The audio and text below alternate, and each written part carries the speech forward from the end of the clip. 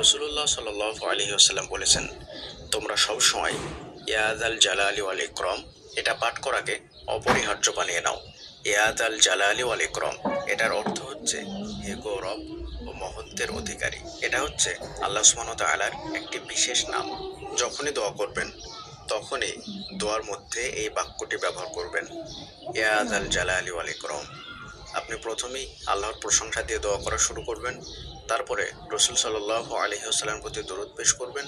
তারপরে যখনই আপনি আপনার কথাগুলো বলবেন, আপনার অভিযোগগুলো আল্লাহর কাছে বলবেন, তখনই বলার শুরুতে মাঝে মাঝে এইভাবে বলবেন, ইয়া যাল জালালি ওয়াল ইকরাম, তুমি আমাকে এই জিনিসটা দাও।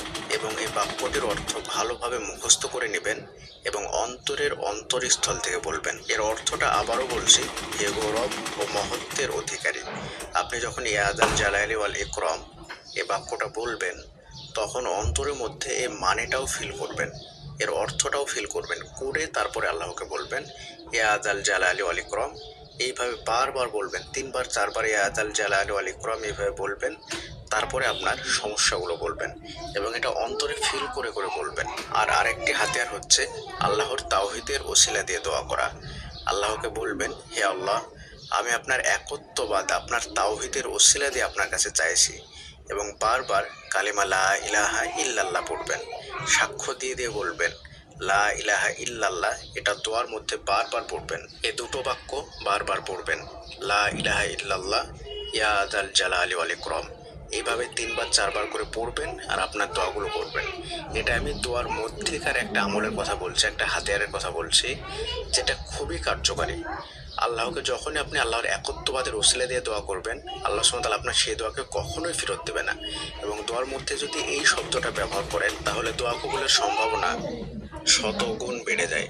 দোয়ার মধ্যে বারবার এই দুটো বাক্য বলবেন, লা ইলাহা ইল্লাল্লাহ, ইয়া যাল জালালি ওয়াল ইকরাম। শুধুমাত্র দোয়ার মধ্যে আপনি আপনার সমস্যাগুলো বলে গেলেন আর আল্লাহ সুবহানাহু ওয়া তাআলা কোনো ভালো নাম দিয়ে ডাকলেন না, কোনো ভালো নাম দিয়ে সম্বোধন করলেন না, তাহলে সেই দোয়াটা কিভাবে কবুল হতে পারে? এই দুটো বাক্য খুবই পাওয়ারফুল বাক্য, খুবই পাওয়ারফুল বাক্য। বারবার বলবেন, লা ইলাহা ইল্লাল্লাহ, ইয়া যাল জালালি ওয়াল ইকরাম। এবং অন্তরের অন্তরস্থল থেকে ফিল করবেন, যখন লা ইলাহা ইল্লাল্লাহ বলবেন, তখন আপনি এটার অর্থ তো জানেন যে আল্লাহ ছাড়া কোনো ইলাহ নেই। এটা আপনি অন্তরে বিশ্বাস করে ফিল করে তারপর আপনি আল্লাহকে বলবেন। যখনই দোয়া করবেন তখনই দোয়ার মধ্যে এই দুটো বাক্য ব্যবহার করবেন। আল্লাহ সুবহানাহু ওয়া তাআলা আপনার দোয়াকে খুব দ্রুত